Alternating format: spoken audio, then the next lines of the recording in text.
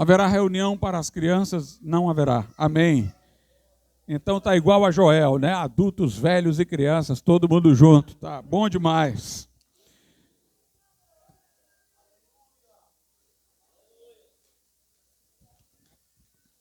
Vamos abrir as nossas Bíblias no livro de Atos dos Apóstolos, capítulo de número 2, irmãos. Atos, capítulo de número 2.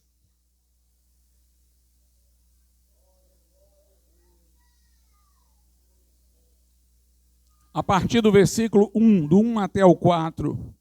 Atos 2, do verso de número 1 ao de número 4. Diz assim a palavra de Deus: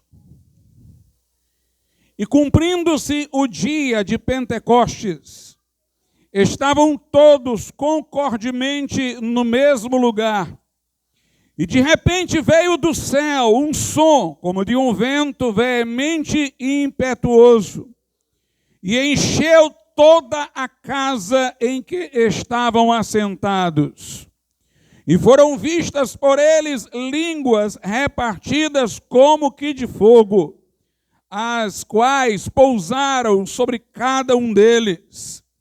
E todos foram cheios do Espírito Santo e começaram a falar noutras línguas, conforme o Espírito lhes concedia que falassem. Podeis assentar.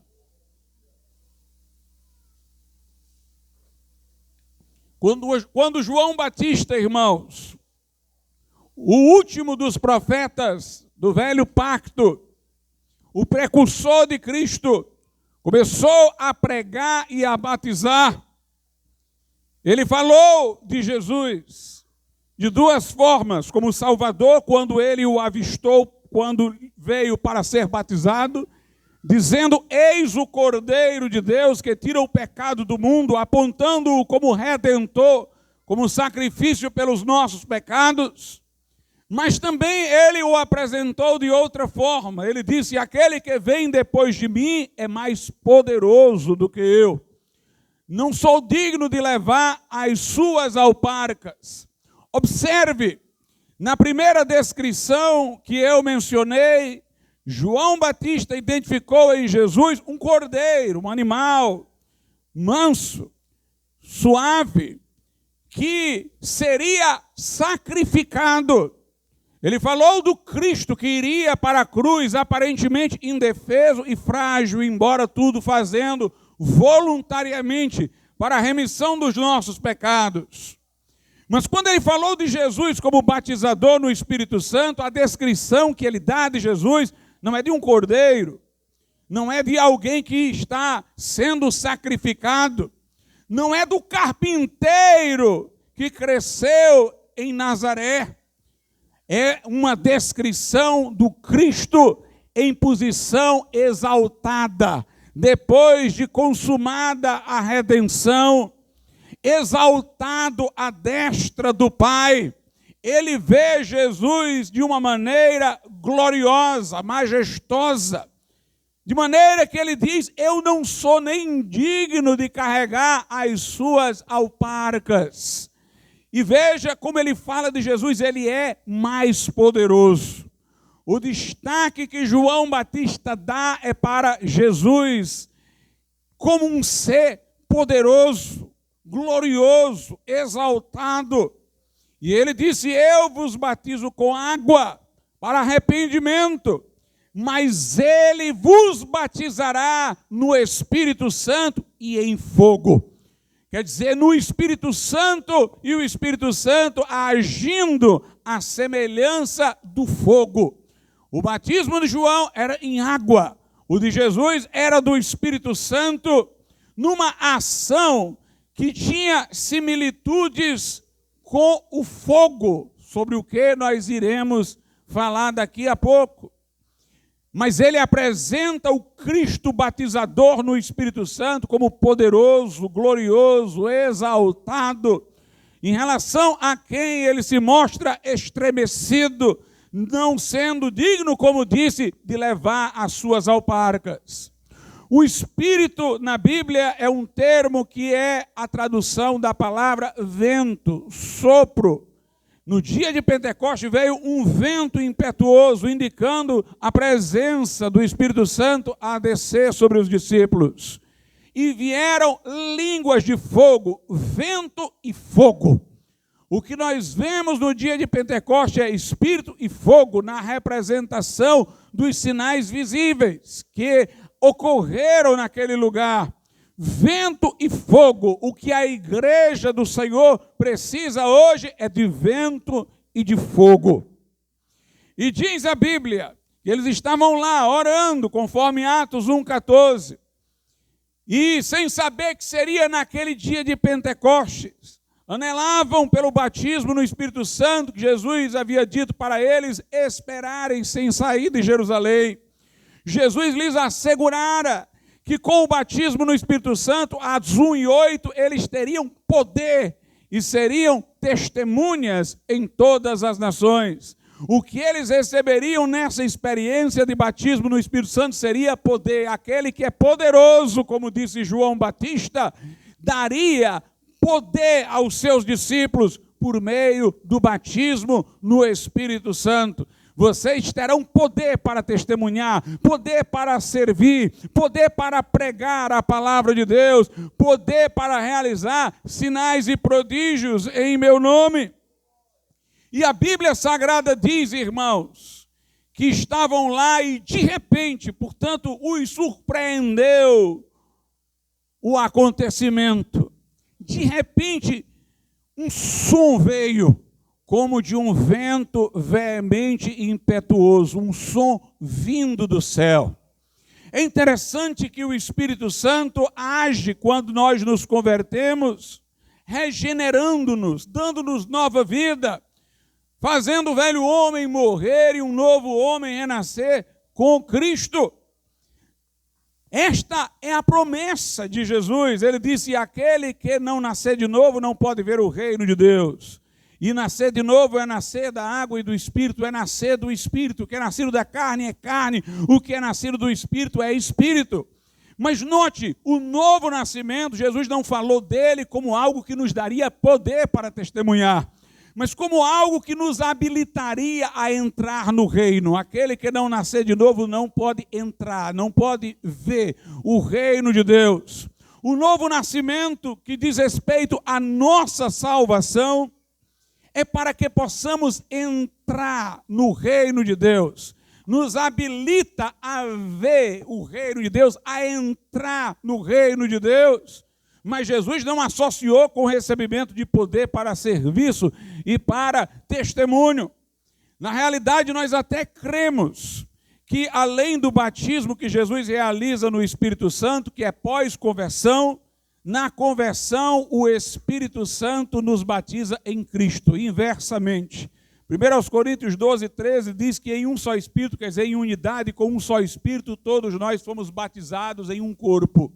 Portanto, logo que aceitamos Jesus, o Espírito Santo nos liga, nos vincula, nos enxerta no corpo místico de Jesus. Por isso que a Bíblia fala do crente como aquele que está em Cristo, dizendo que está em Cristo, nova criatura é, coisas velhas já passaram, tudo se fez novo, nenhuma condenação há para os que estão em Cristo Jesus. Quando aceitamos Jesus, nascemos de novo e somos introduzidos no reino de Deus, no corpo de Cristo, recebendo nova vida.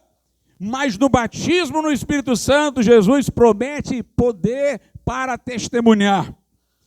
A experiência do novo nascimento, ao modo do Novo Testamento, só poderia acontecer na vida dos discípulos depois da ressurreição. Porque o novo nascimento é quando o velho homem que existe em nós morre na cruz de Cristo. E um novo homem surge em nós pela ressurreição de Cristo. O crente do Velho Testamento era perdoado de seus pecados, tinha garantia de entrar no céu, mas ele não tinha essa união com Cristo que leva a morrer para o mundo, viver para Deus em função da união no corpo de Cristo. Ele diligenciava por viver uma vida santa, mas ele não tinha os recursos que nós temos. A partir da morte e ressurreição de Jesus, Aquele que crê e é salvo tem não apenas a remissão de pecados com sua fé que o dispõe para o desejo de obedecer aos mandamentos de Deus, mas ele tem uma nova natureza, um novo coração. Ele tem a vida ressurreta de Cristo que lhe é comunicada. E isso deu-se para os discípulos quando Jesus ressuscitado em João 20, 22, soprou sobre eles o Espírito Santo. A cena lembra-nos quando Deus fez Adão do pó da terra e soprou em Adão o espírito dele, Adão, para que ele se tornasse alma vivente. Mas os homens morreram espiritualmente pelo pecado. Lá em João 20, 22, Jesus não está soprando nos discípulos o espírito dos discípulos. Eles estavam vivos, eles tinham o seu próprio espírito. Jesus estava soprando o Espírito Santo. Ele sopra vida e diz: recebei o Espírito Santo. Note, ali é um sopro, é algo suave. É a primeira característica do Espírito Santo como representado no momento da regeneração. Ele vem como uma brisa, ele vem como um sopro que transforma a nossa existência. E a Bíblia Sagrada diz que foi soprado na linha horizontal. Jesus soprou, portanto o Espírito Santo foi comunicado, o vento, a brisa, o sopro, na linha horizontal, veio a eles para regenerá-los, para uni-los a Cristo. Mas no dia de Pentecoste, note como é tudo diferente. O vento não vem como um sopro, é um vento veemente e impetuoso. É um vento forte, a multidão que se ajunta é por causa do barulho que este vento fazia. E o vento não vem na linha horizontal, ele vem na linha vertical, veio do céu. Diz o verso 2, de repente veio do céu um som, como de um vento veemente e impetuoso, e encheu toda a casa em que estavam assentados. A primeira coisa que eu quero chamar a atenção para você aqui é que o vento veio com barulho, por ser veemente, por ser impetuoso. Ele produziu um som, ele produziu barulho. Quando o Espírito Santo vem com poder sobre a igreja, irmãos, tem barulho. Foi esse barulhão que, como eu disse, fez com que várias pessoas se ajuntassem para saber o que estava acontecendo ali. Vem barulho, onde o Espírito Santo age com poder, há barulho, há línguas, há profecias, há manifestações, há pranto, há quebrantamento, há visões da glória de Deus. Em Atos 2:33, Pedro diz: de sorte que Jesus, exaltado à destra de Deus, derramou isto que vós agora vedes e ouvis. Quando o Espírito Santo vem com poder, ele é visto e ouvido através das manifestações. Aquele vento foi percebido pela sua força, pelo barulho que ele fez naquele momento. Houve barulho naquele momento. Um vento veemente e impetuoso. As expressões para o vento parecem até coisas personalizadas. Nós falamos de homens impetuosos, de homens veementes. E quando usamos essas palavras para pessoas, queremos dizer que elas se tornam ousadas. Esta pessoa falou com veemência, falou com força, falou com coragem. Esta pessoa é impetuosa, quer dizer, ela enfrenta os desafios, pois é isso que o Espírito Santo veio trazer através do batismo no Espírito Santo.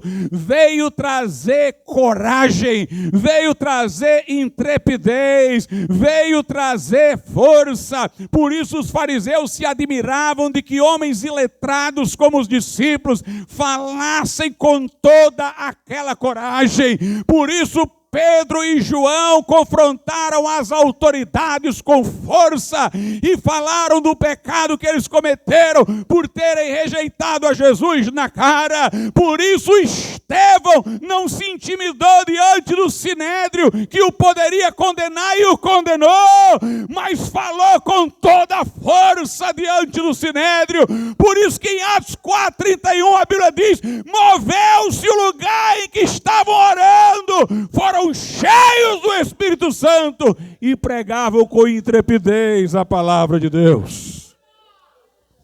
com intrepidez, veemente e impetuoso. Poder para testemunhar, para dar coragem, para dar fibra. A Bíblia diz: não vos embriagueis com vinho, no qual há devassidão, mas enchei-vos do Espírito. O homem embriagado com vinho faz coisas que ele não teria coragem de fazer se estivesse sóbrio. E o crente cheio do Espírito Santo faz coisas que não faria se não tivesse, meus irmãos, cheio do Espírito Santo de Deus.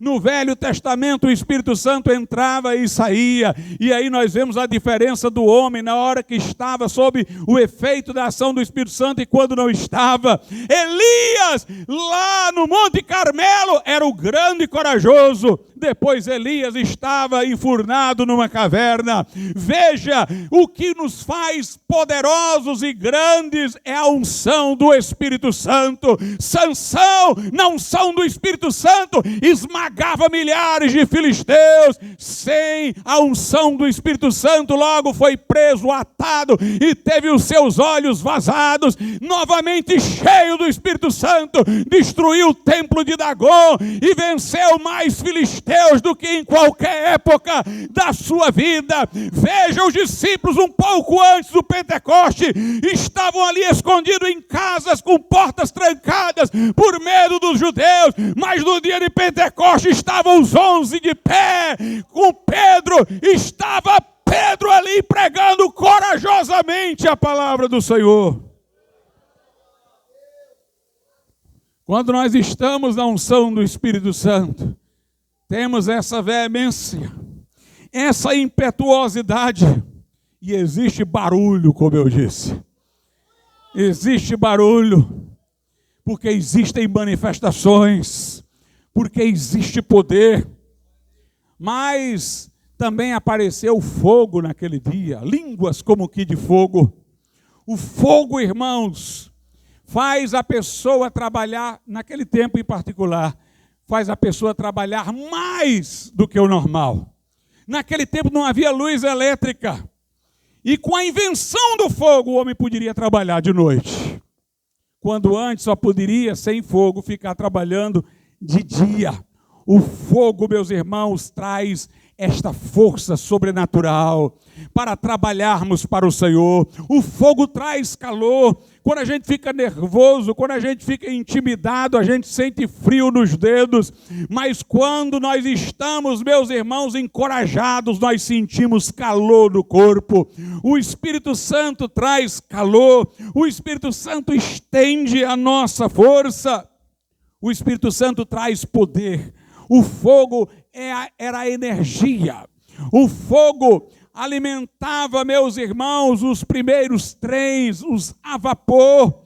Nós precisamos de energia do céu, de poder do Espírito Santo, um vento veemente e fogo, como diz a palavra de Deus. Elias falou do Deus eterno, dizendo que ele era o Deus que respondia com fogo. O desafio dele aos profetas de Baal foi esse: vamos ver qual é o Deus que responde com fogo.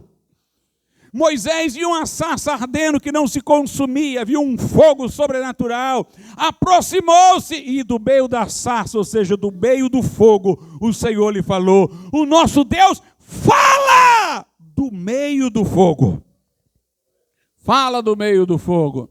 A expressão batismo, batismo no Espírito Santo e fogo, salienta um envolvimento total. Quando alguém é batizado, ele fica submerso na água. Quando nós somos batizados no Espírito Santo, nós somos revestidos de poder. De cima a baixo, é uma experiência que nos envolve por completo, que nos reveste de poder. Mas assim como para alguém batizar outra pessoa, é preciso que essa pessoa não endureça. Se ela endurecer, eu não consigo mergulhá-la na água. É preciso chegar diante de Jesus sem endureza, deixar que Ele nos introduza na plenitude do Espírito Santo de Deus. Mas a Bíblia diz que o fogo apareceu na forma de línguas. E se você prestar atenção, vai ver que os sinais físicos foram para prenunciar de que maneira ocorria a experiência de forma espiritual. O vento encheu toda a casa em que estavam assentados. Se nós tomarmos a casa como sendo os discípulos, logo depois a Bíblia diz, e todos os discípulos foram cheios do Espírito Santo.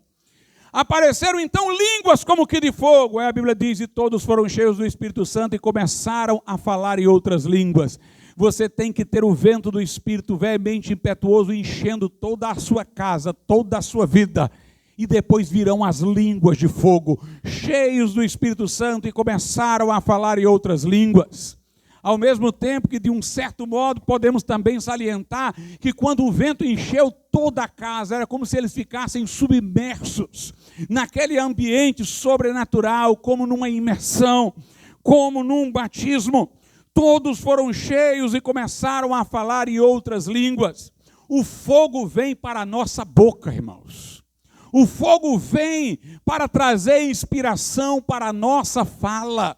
Nós somos cheios do Espírito Santo para termos inspiração profética na nossa boca, para termos palavra com inspiração. Jesus diz, quando vocês forem levados perante as autoridades, não premeditem o que vocês vão dizer. Naquela hora o Espírito Santo vos dará sabedoria, porá palavras na boca de vocês. Ou seja, está falando do Espírito Santo inflamar a nossa boca. No dia de Pentecostes a Bíblia diz, e Pedro levantando a voz, não diz levantando a palavra, mas a voz, a palavra veio do Espírito na boca dele.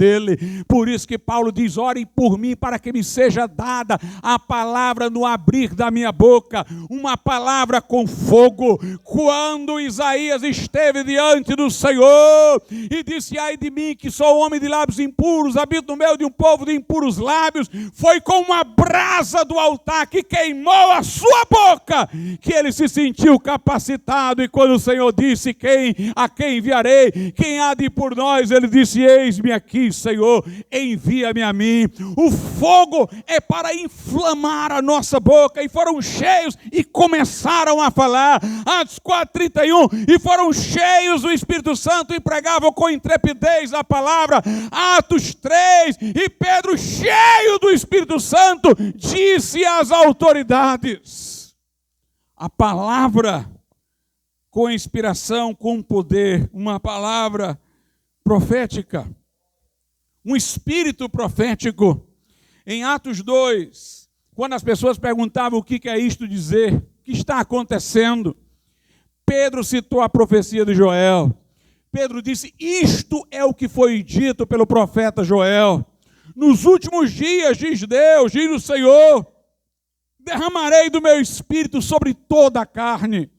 E note, os vossos filhos e filhas profetizarão. Embora ele diga, os velhos sonharão e os jovens terão visões, o mais universalizado e repetido é a profecia. Os vossos filhos e filhas profetizarão. Os vossos jovens terão visões, os velhos terão sonhos. E sobre os meus servos e sobre as minhas servas derramarei do meu espírito naqueles dias e profetizarão. Se eu for ser rigoroso na exegese, profetizar ali tem o sentido do Velho Testamento, já que Joel, que profetizou isso, é um homem do Velho Testamento. Não é exatamente o dom de profecia, mas se relaciona indiretamente. Ali é pregar. A função do profeta era denunciar o pecado de Israel, chamar ao arrependimento. Jesus está dizendo, ou melhor, Pedro está dizendo, que o Espírito seria derramado para levantar uma geração de arautos, de pregadores, de profetas, para confrontar uma geração com o seu pecado, chamá-la ao arrependimento e à conversão. Meus irmãos, hoje nós temos teologia da prosperidade, pregação terapêutica, pregação coach, mas nós estamos precisando de profetas. Estamos precisando de profetas, não estamos precisando de conferencistas ou palestrantes, mas de profetas, de arautos, de pessoas que toquem a trombeta em Sião, que estremeçam os corações, que denunciem o pecado, que preguem o juízo, que chamem ao arrependimento e que vejam vidas se rendendo aos pés do Senhor. Esse é o objetivo do derramamento do Espírito Santo. Tem igrejas por aí neopentecostais que entendem que o Espírito Santo está lá para tornar a igreja uma igreja bem entretida. E acham que o Espírito Santo veio para poder a igreja ter jogo de luzes, parede preta, gente dançando e tudo mais. Não, o Espírito Santo veio para trazer gente corajosa. O Espírito Santo não veio para produzir dançarinos, veio para produzir profetas. Não veio para produzir terapeutas, veio para produzir profetas. Não veio para produzir simplesmente pessoas que entretêm o público, mas pessoas que gritam e até a estremece. Aleluia! Lá em Números, nós temos, irmãos, algo que tem muito a ver com o que está lá em Joel. Em Números, a Bíblia Sagrada diz o seguinte, no capítulo de número 11.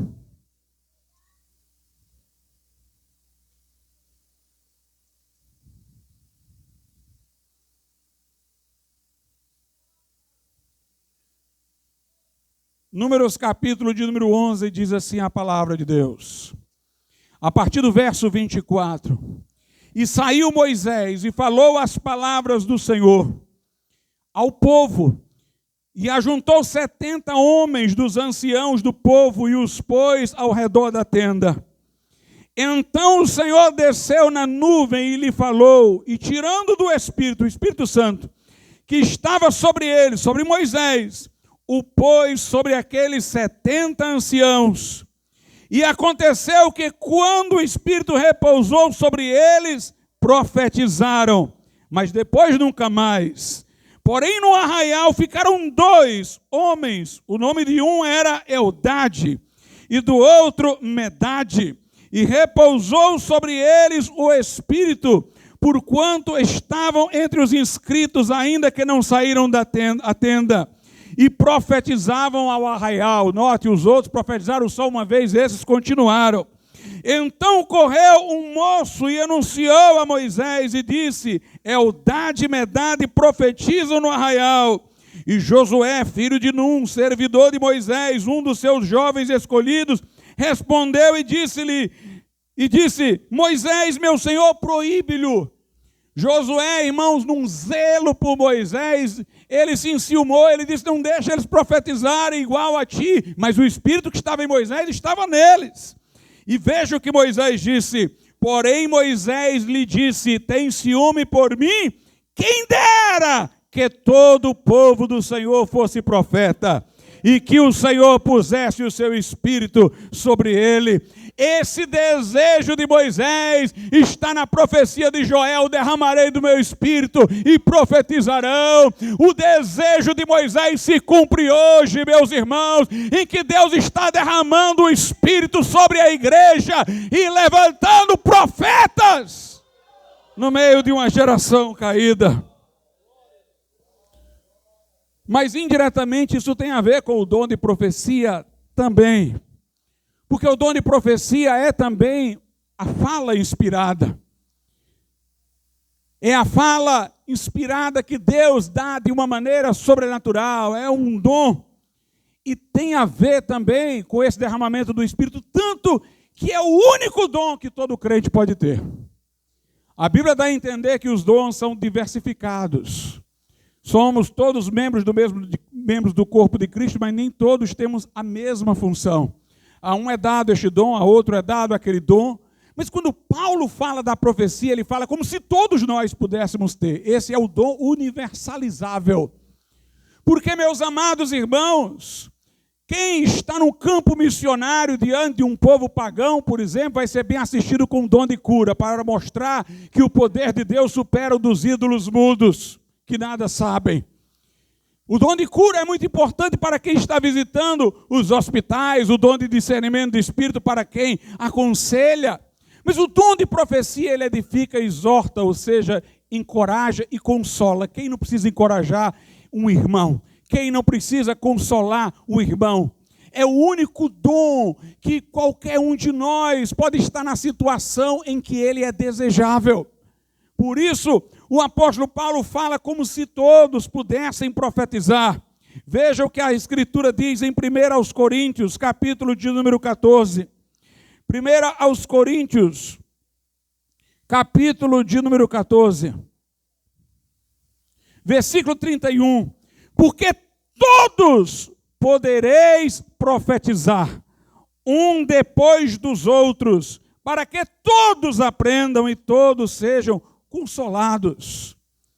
É o dom universalizável, porque a finalidade do Espírito Santo derramado é nos dar inspiração na fala. Então todos podem buscar e receber o dom de profecia. Por isso que Paulo diz o seguinte, em 1 Coríntios 14, 1.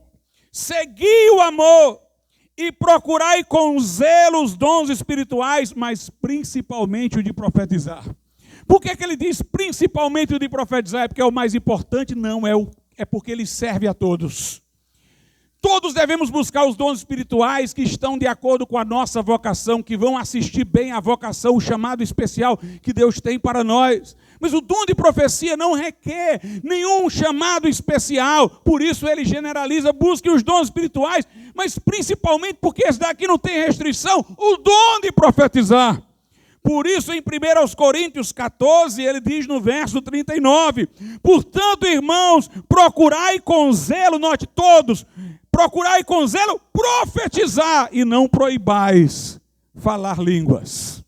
Não proíbe ninguém falar em outras línguas, que é a evidência do batismo no Espírito Santo, e procurem o profetizar. Sempre fala na generalidade, qualquer um de nós pode receber e ser instrumento de Deus no dom de profecia.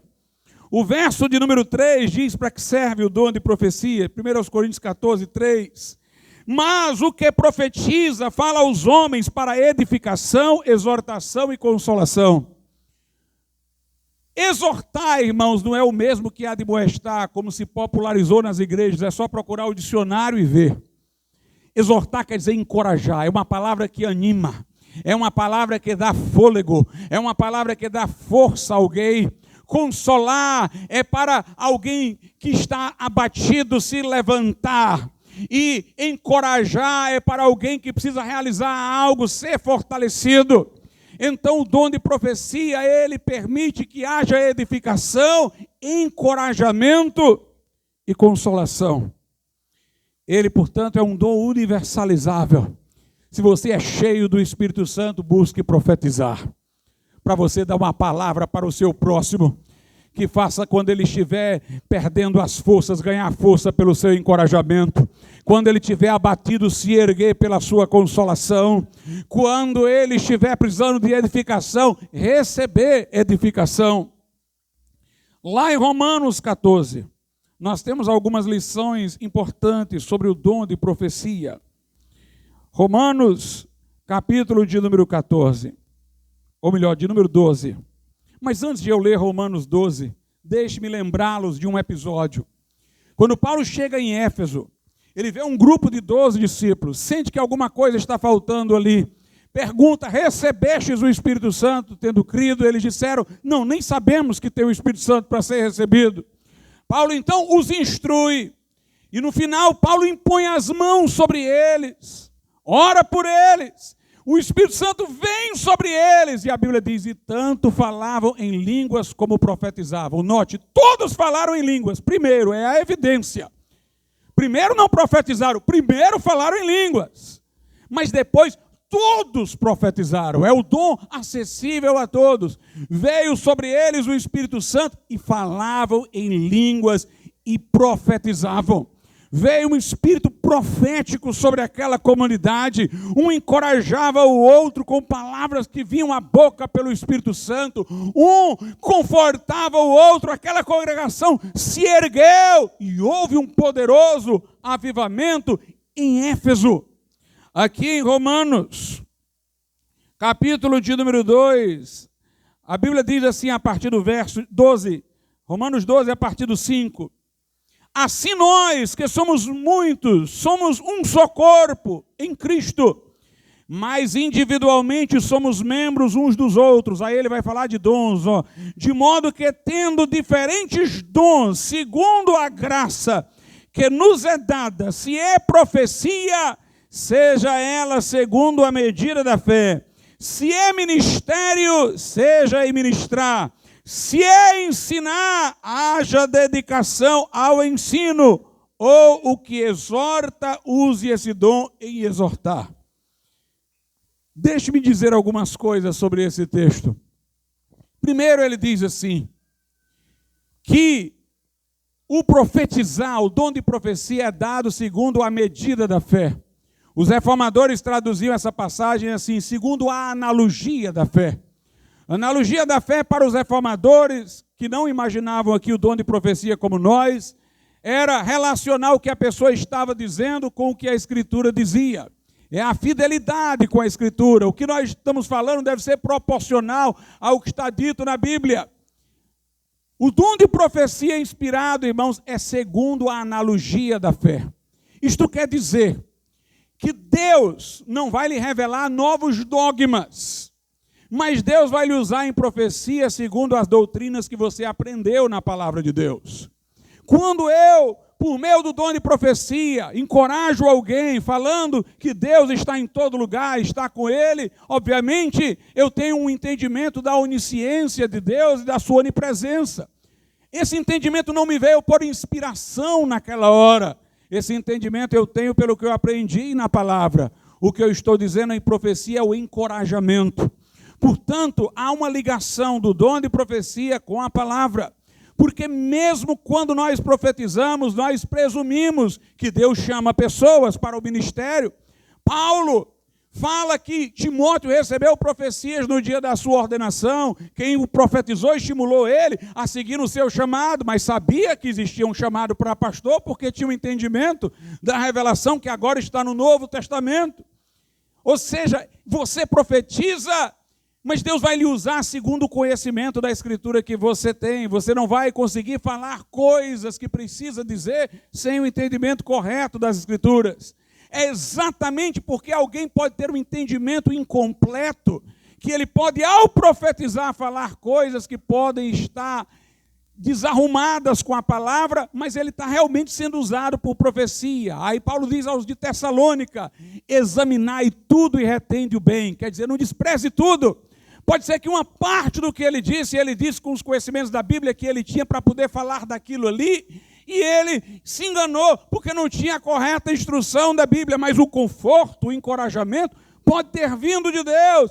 Examinai tudo e retende o bem. Há, portanto, uma ligação da maneira como somos usados e o entendimento da Escritura. Por isso que nós julgamos as profecias, para saber se o que a pessoa recebeu, que pode ser de Deus, pode estar sendo colocado de uma forma inadequada, mas o conforto, o encorajamento veio de Deus, porque ela está organizando o que vai dizer dentro do conhecimento da Bíblia dela, que pode estar equivocado em alguma coisa. Por isso devemos profetizar segundo a medida da fé. Paulo não diz para julgar os profetas dentro da comunidade, mas para julgar as profecias, julgar o que eles dizem. E aqui nós temos uma coisa interessante, depois que ele fala de profetizar, segundo a medida da fé, no verso de número 7 ele fala de ensinar, que aí é o dom de mestre, de instrutor da palavra. Não é alguém aqui no versículo de número 7 que está tendo uma inspiração, é alguém que está estudando as Escrituras e está ensinando. Então ele fala da profecia para edificar, exortar e consolar, dizendo que ela deve estar sempre de acordo com o padrão da fé. É assim que nós fazemos julgamento da profecia, para ver em que medida ela está de acordo com o padrão escriturístico. Depois ele fala de ensinar. E depois ele fala no verso 8, ou o que exorta, use esse dom em exortar. Aqui é que parece uma coisa esquisita, porque a profecia já é para exortar. Por que ele falou em profecia lá e está falando em exortação agora de novo aqui, se a profecia é para exortação e consolação? É porque ele fala de profecia que é para exortação, consolação, edificação, depois fala do ensino e ele casa as duas coisas. O que ele está querendo dizer é que uma pessoa que é mestre na palavra, que prega a palavra, e conjuntamente tem o dom de profecia, ele tem um poder encorajador enquanto fala. Meus irmãos, às vezes nós temos pessoas que conhecem a Bíblia, Mas a exposição que ele faz da Bíblia é uma exposição puramente de mestre. É uma exposição puramente exegética para instruir, para ensinar. Ele é um professor. Mas tem aqueles que expõem as Escrituras e ao mesmo tempo trazem encorajamento. Porque ao mesmo tempo tem um dom de profecia operando junto com o ensino, e ele se torna um exortador, e a Bíblia Sagrada fala que a igreja primitiva era cheia de exortadores. O que nós precisamos hoje é de exortadores, irmãos, pessoas que têm o conhecimento da Escritura para pregar e transmitir, e têm o dom de profecia para, junto com a mensagem, trazer encorajamento. Dizem que Moody pregava e não parecia grande coisa, até o momento que ele dizia, vamos ficar de pé, e fazia o apelo. E quando ele fazia um apelo, meus irmãos, ele mexia com o coração dos homens. Primeiro ele era um mestre, mas naquela hora ele era um encorajador, era um exortador. Dizem que Finney, quando pregava, parecia um advogado expondo ao júri um caso, e ele concluía de maneira implacável, que as pessoas, quase como um jurado, levantavam um cartaz de decisão para o que ele estava dizendo. Encorajadores. Leia uma pregação de John Wesley, leia uma pregação de George Whitefield, leia uma pregação de Spurgeon. Veja quantas perguntas tem nelas. Ele fala, você que faz isso, você que é assim, a pregação é direta. Wesley foi expulso de uma igreja, não porque pregou sobre o novo nascimento, mas porque pregou sobre o novo nascimento apontando para pessoas, dizendo, você nasceu de novo? Você não quer tomar a decisão hoje aqui? Spurgeon foi convertido por um exortador. Ele entrou numa igreja metodista e ele disse, o pregador sabia muito pouco da Bíblia. Pegou um texto lá de Isaías e começou a expor onde Deus diz, olhai para mim e sereis salvos. E ele começou a dizer, é só olhar, nós não podemos ser salvos pelas obras, não podemos fazer nada, mas nós podemos olhar para Jesus. E ele ficava dizendo só isso e repetindo, era só o que ele sabia dizer. Mas ele olhou para Spurgeon e disse, você rapaz, já olhou? Olhe para Jesus, olhe para Jesus. E Spurgeon dizia, aquelas palavras entravam, eu olhei, e Jesus salvou a minha alma. Foi pela palavra profética que uma vez Wesley estava pregando a céu aberto. E um homem disse, eu vou arremessar uma pedra contra esse pregador, colocou dentro de um saco e foi se aproximando, para na hora que chegasse próximo de Wesley, tirar a pedra e arremessar nele.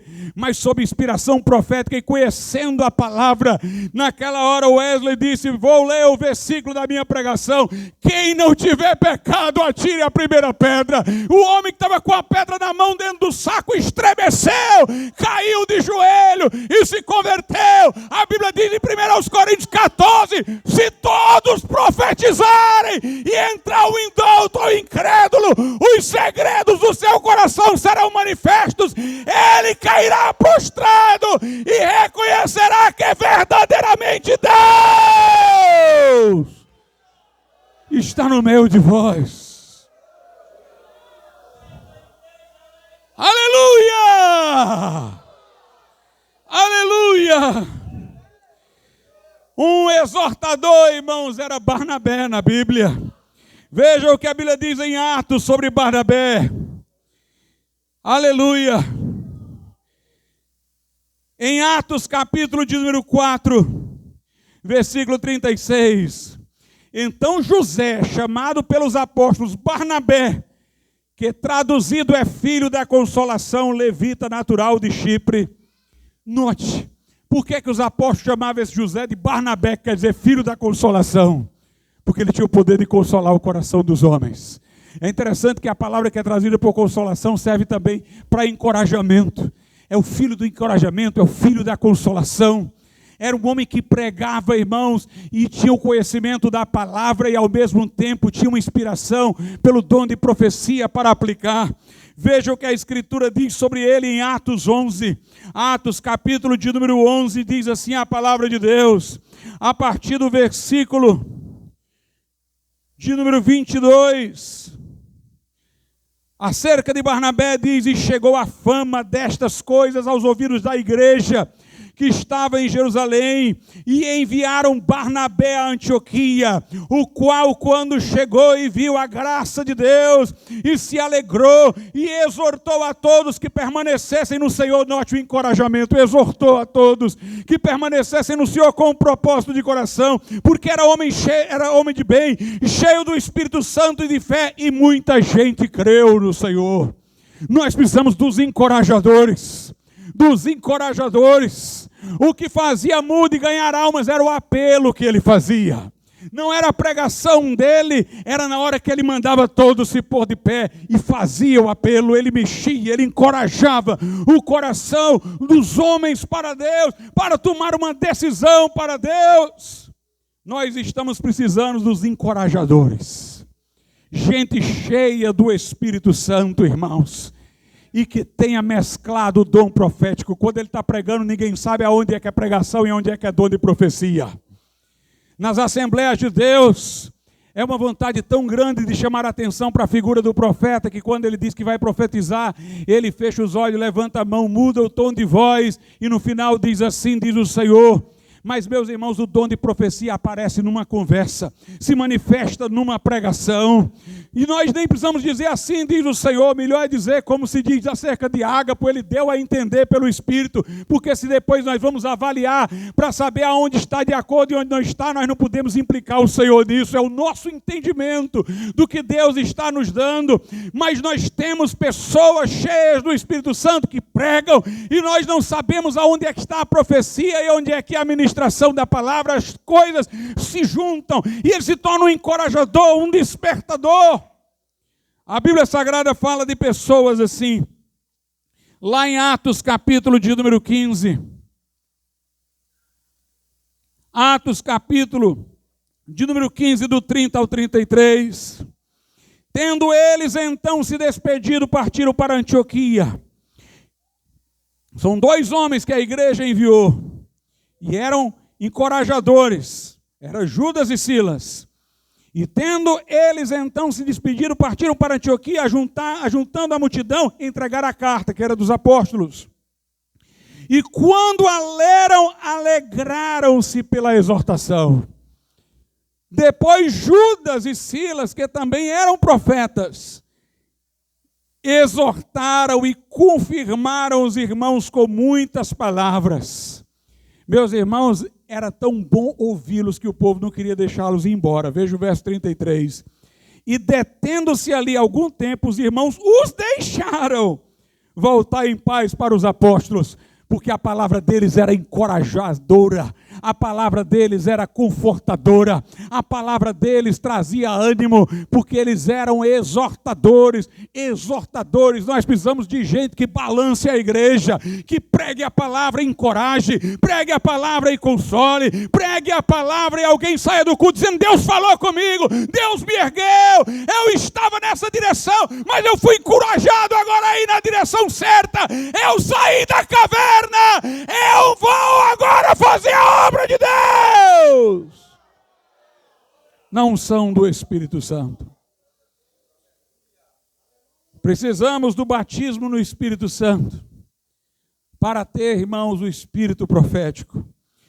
No dia de Pentecoste, quando Pedro pregou, uma pregação dura, a Bíblia diz que as pessoas ficaram compungidas no seu coração.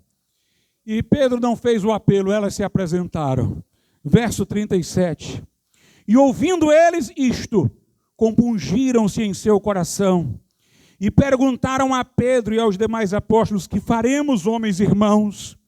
E disse-lhes Pedro: arrependei-vos e cada um de vós seja batizado em nome de Jesus Cristo, em remissão de pecados, e recebereis o dom do Espírito Santo, porque a promessa vos diz respeito a vós, a vossos filhos, a todos os que estão longe, a tantos quanto Deus, nosso Senhor, chamar. Irmãos, o melhor momento para ser batizado do Espírito Santo é assim que a pessoa se converte, como o irmão Otaciano.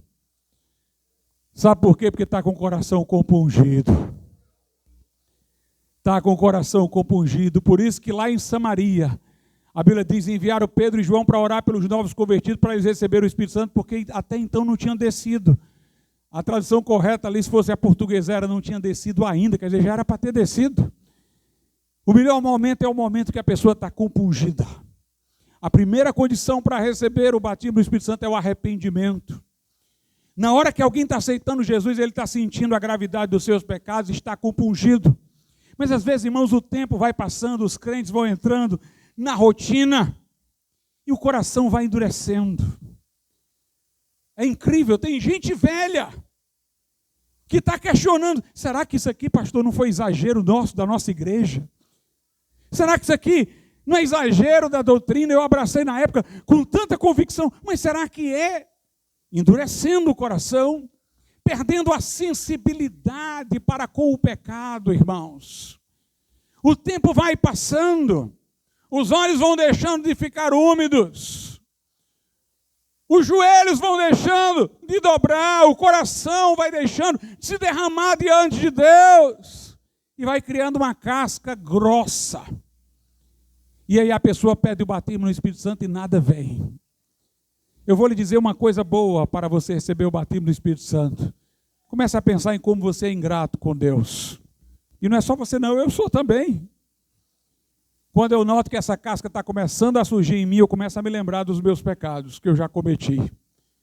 Para eu sentir a minha miséria e pedir perdão a Deus e me quebrantar na presença dEle. Me quebrantar na presença dEle. Meus irmãos, quando a tribulação vem, dá vontade de murmurar, eu começo a me lembrar dos meus pecados. Aí no instante eu paro de murmurar. Eu merecia, era o inferno, o lago de fogo. O que é que eu estou reclamando de quê aqui? Nós temos, irmãos, que garantir que o nosso coração está permanentemente quebrantado. Não é só na hora que a gente pecou e se arrepende que o coração é para estar quebrantado. Não, o quebrantamento é o sacrifício agradável, aceitável a Deus, é permanente. Whitefield disse: se a igreja não estiver permanentemente quebrantada, o avivamento cessa. Então comece a pensar na sua miséria. Comece a pensar na sua miséria. Paulo diz: eu sou o mínimo de todos os santos porque eu persegui a igreja. Paulo diz: Jesus veio para salvar os pecadores, dos quais eu sou o principal.